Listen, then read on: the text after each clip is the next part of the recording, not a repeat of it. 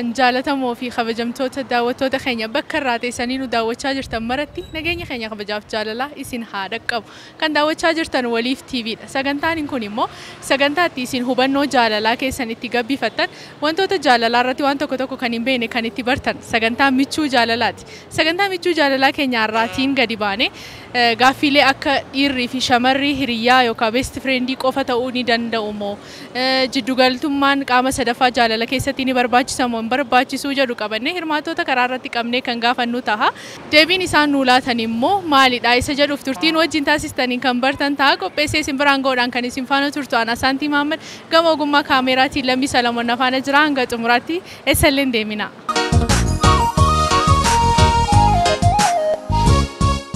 Tole maqaa keenyaa jedha. Galataan. Qarraa. Maqaan koo Erkoo Salamoon jedhama. Maqaan koo Guutamaa Taamiruun jedhama.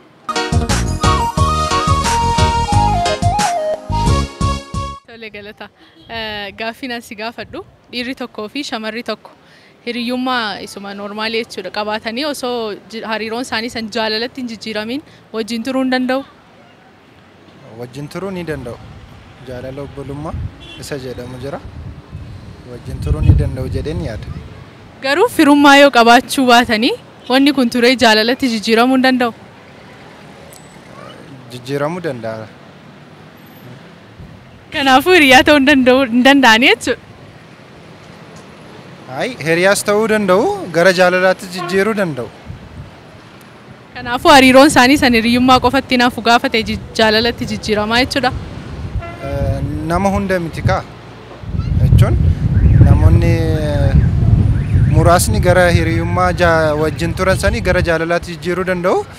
Warri kun immoo akkasumatti hiriyyummaa obbolummaa sanii itti fufuu danda'u. So lamaanuu ni ta'a. Tole carraa. Dhiirri tokkoo fi shamarri takka hiriyaa dhugaa yookaan best friend isa jedhamu sana ta'uu ni danda'u? Ta'uu ni danda'u. Hiriyyummaan isaanii kuni turee gara jaalalaatti hin jijjiiramu? Jijjiiramuus danda'a. Jijjiiramuu dhiisuus danda'a. Kanaafuu ta'uu hin danda'an jechuudha. Ara ta'uu danda'u malee. Qabdaati hiriyaa? Hiriyaa qaba. Jaalallee moo hiriyaa qabdi? Jaalallee almost jaalalleedha. Almost jaalalleedha? Ganaan taane ta'uuf jirti? Ara taatee malee. Tole hirkoo. Hiriyaa qabdaa kan jaalalaa yookaan immoo haadha manaa? Abbaa manaadha. Abbaa manaadha? Fuudheera. Nama gammachiisa. Tole dhiirri tokkoo fi shamarri takka hiriyaa dhugaa yookaan hiriyaa walitti dhiyoo isa best friend jedhamu sana ta'uu hin danda'u? Kun rakkisa dubbachuun. Maaliif yoo jette isa jaallatee fi isa jaallatame gidduu garaagarummaan ittiin ibsamu jaalala turtii qabu yoo ta'e argame qofarra malee amanuus rakkisa. Kanaaf lamaanuu keessaati jaalala dhugaa itti himni. Hiriyaa best friend kan jaalalaa osoo hin ta'in hariiroo hiriyyummaa isa normaali. Jechatiin itti ibsitu jaalalumaan ibsita lamaanuu isaayyuu. Best friendii jaalalumaan ibsita.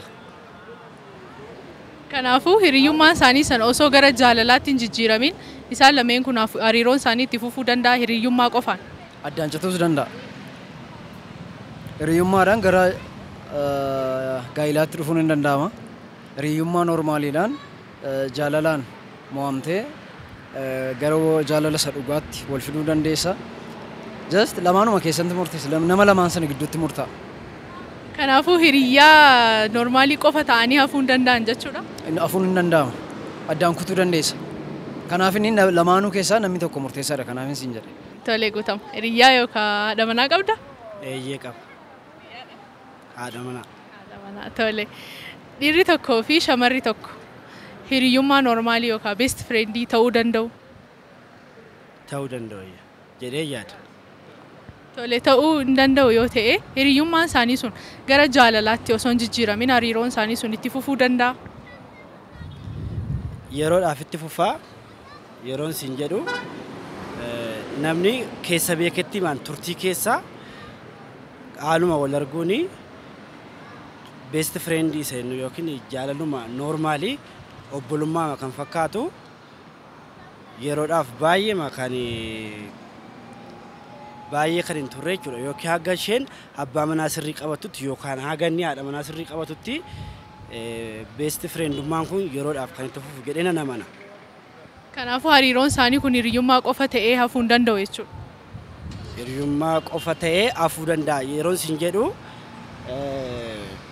osoo jaalala kana walitti hin kaasini carraa achumaanii jaalaluma sirrii wal jaallatanii wal yaadataa kana hafan jiraachuudha malee nan amana akkasitti.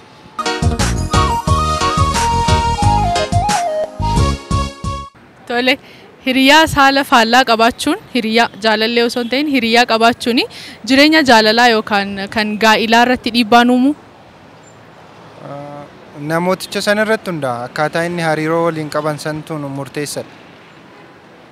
Kanaaf dhiibbaa qabaachuu danda'a tarii waliin yeroo dheeraa yeroo waliin dabarsanii namoonni biraa jaalala keessa nama saniif miira qabaachuu dhiisuu danda'u miidhaa irratti qabaachuu danda'a garuu wanti isaan dhorku hin jiru. Jaalallee moo hiriyaa qabdi? Jaalallee almost jaalallee. Almost jaalalleedha? Ganaan taane ta'uuf jirti? Ara taate malee. Tole jaalalleen keessuni hiriyaa dhiiraa hiriyaa normaalii dhiiraa yoo qabaatte sirratti dhiibbaa fidaa? Hin fidu. Inni naaftu? Inni naafu. Isheen immoo ara akkamittiin naafu dhiisaree amala dhiiraatiin dhiire. Kanaafuu akkas jechuun hiriyaa qaba dhiiraa fi shamarri hiriyaa waliif ta'uu hin danda'an jechuudha. Isa reefu san faalleessa. Filoosofii isaa garaagara. Amma fakkeenyaaf hiriyaa fi jaalalleen garaagara. Akkuma jettee isheen anaaf jaalallee taatee isaaf hiriyaa ta'uu dandeessa. Hiriyaa obbolummaa. Amma fakkeenyaaf durbii obboleettii garaa tokko dhalatan jiru isaan obbolaadha. Waan ta'eef jaalallee ta'uuf hin dandeessa obboleessaaf jechuudha. Nama biraatiif yoo ta'e malee jechuudha. Yoo firummaan yoo isaan keessa isaan jidduu jiraachuu baate. Murtoon kan abbaati gaana. Tole hiriyaan saala walii faallaa dhiiraa fi shamaraa jechuudha. Amma fakkeenyaaf jaalallee qabdaa jennuuti. Jaalalleen keessuni hiriyaa dhiiraa qabdi yoo ta'e jaalallee osoo hin ta'in hiriyaa qabdi yoo ta'e sirratti dhiibbaa qabaa? Naanalaa. Ati jaalalleedha. Hiriyaa qabdi immoo hiriyaa normaalii. Best friend isa jedhamu sana. Normaalii dhiibbaa hin qabu. Maaliif yoo jette isheen kan koo qofa ta'u ishee erga of amansiisee booddee namni kamiyyuu namumaaf uumame hiriyaamaaf baafattaa hin jedhu ani hiriyaa qabaachuu nan danda'a. Yasti isheenis hiriyaa mataa isheetii best friendii qabaachuu dandeessi. Hiriyyummaa isa walii wajjin hawaasummaa jiraatanii jechuudha. So anaaf dhiibbaa hin qabu. Inni naaftu? Inni naafu. Shakkitus? Maaliif kan koo godhadheera? Jinan shakka taanaan jaallachuu dhiisuudha. Hin jaalladhu. Nan shakka taanaan hin jaalladhu. Tole amma fakkeenyaaf ati haati manaa kee hiriyaa dhiiraa normaalii best friend yoo qabaatte sirratti dhiibbaan uumu? Dhiibbaa inni uumadhee yaadu sababiin isaa ani ishee waan hin beekuuf jechuudha. Hariiroo jaalalaa keessatti ati ishee hubachuu isheen ana hubachuu irraan kan hafe maaliif nama kan biraa yoo dhufe agas mara miti jaalala gara sanatti hin keessummeessin irraan kan hafe jedhee namanaa jechuudha. Hiriyummaa maan jechuudha.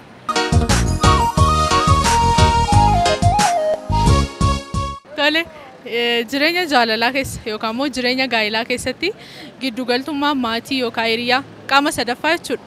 Hin barbaachisaa? Bakka itti barbaachisu ni jiraata. Bakka itti hin barbaachifne immoo isaan lamaanidha. Murtoon persentii 50 kan isaaniiti. Waan tokko muuxannoo irraa fudhachuuf immoo firri hiriyaan hin barbaachisa. Dhiibbaan qabaatu jaalala sanaaf. Dhiibbaan qabaatu ilaala akka yaada mataa godhutti. Ammas namni sadaffaan galee siifi jaalallee kee yoo walitti buuse kun dhiibbaan qabaatu? Sun akkaataatti anaaf isheen walitti dhiyaannudha. Anaaf isheen waliif amanamnee wal jaallannateennaan namni biraan nu gidduu galee qaamni sadaffaa gidduu galee nu diiguu hin danda'u jechuu barbaade. Tole jaalallee yookaan haadha manaa qabdaa?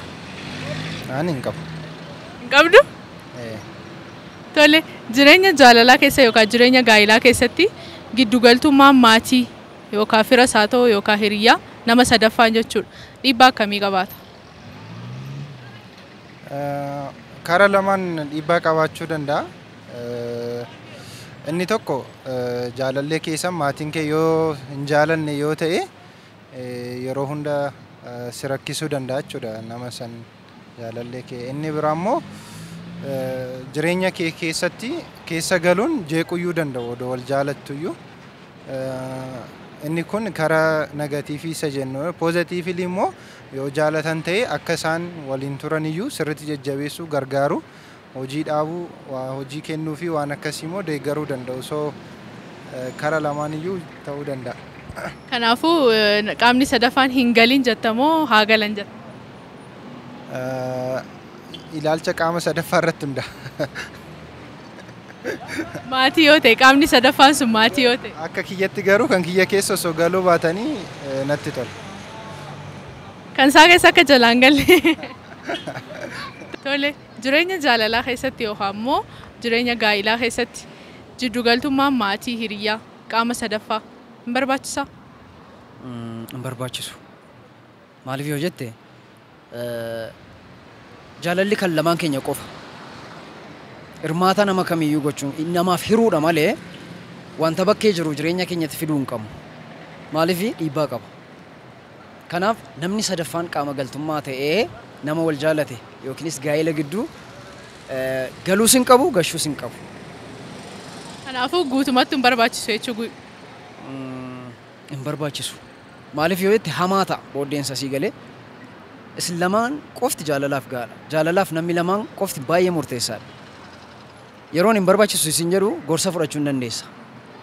Akkaataa jireenyaa waliin mari'achuu dandeessa. Garuu gaafa baay'achaa deemu dhiibbaa uumaa dhufa. So in kutta reeleeshinii sana in kutta lama taatee appilaayi goota. Lama taatee jecha.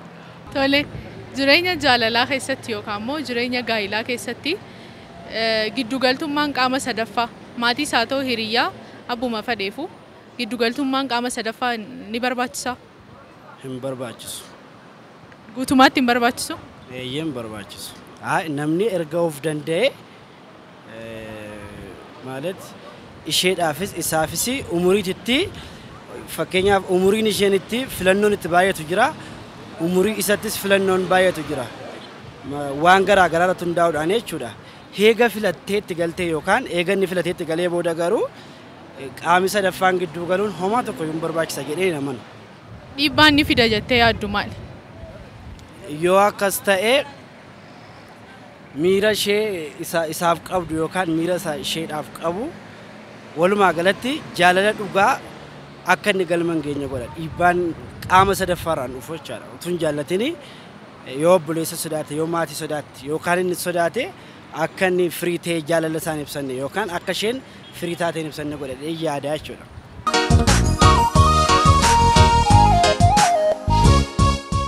Tole haa ta'u jaalallee kee wajjin guyyaatti daqiiqaa yookaan immoo yeroo hagam wal argitu yookaan immoo walii bilbiltu? Almost barnoota irra dhufti. Kanaaf bilbilumaan wal agarra. Ganama nan bilbilaa fi galgalas misaa irrattis walii bilbilla. Daqiiqaa meeqa haasoftu? Daqiiqaa kana jechuun danda'u. Sababan jaalladhuuf baay'ee haasofuu nan danda'a.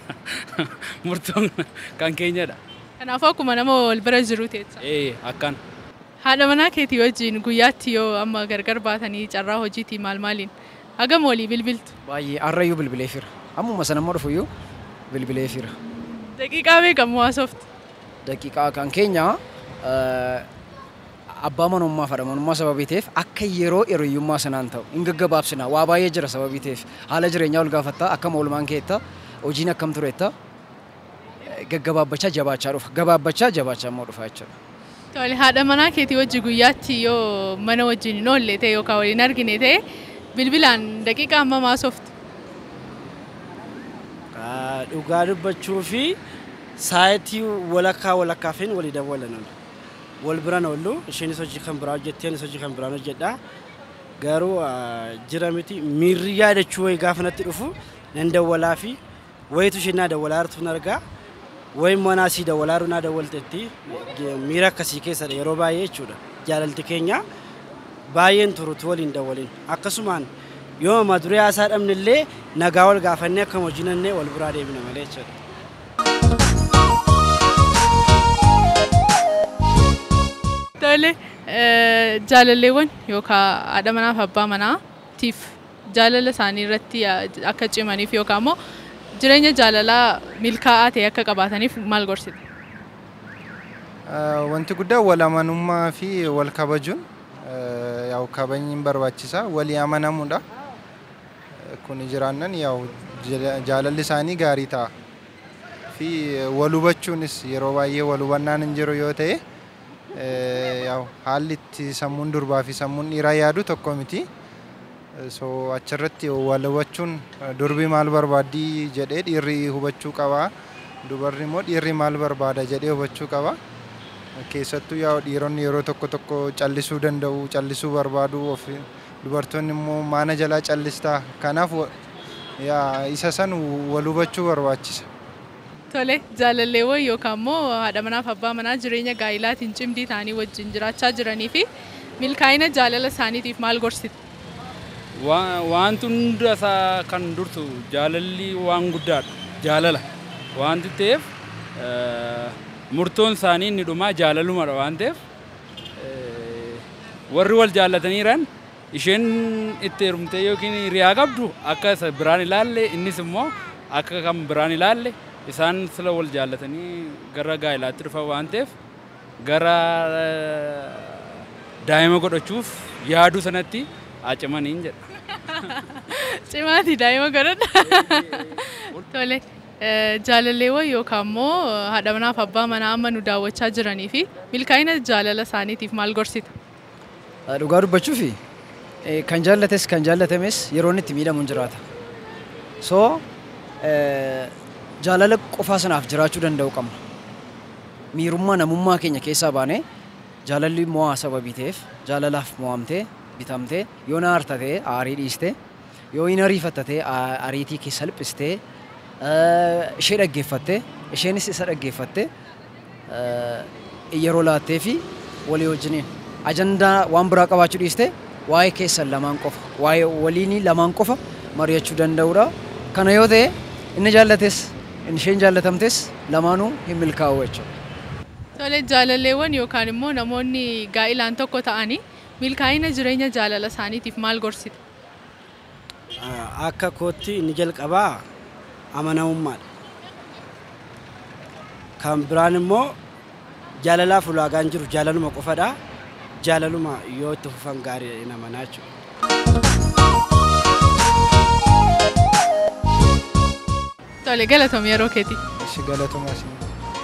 Tole galatoom yeroo keeti. Ayyee isinillee galatooma jabaadhaa. Ayyee.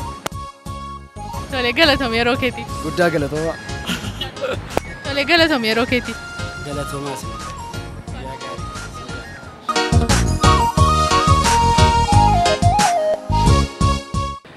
Jaalatamoo daawwattoota keenya qophiin keenya michuu jaalalaa har'aaf isinii qabanne kana gaammaa daawwachaa turtan ture gaaffilee nuti hirmaattota gaafanne hubannoo keessan bira qabdanii waliin madaalaa isa sirrii ta'e fudhachaa akka turtan abdii qabna.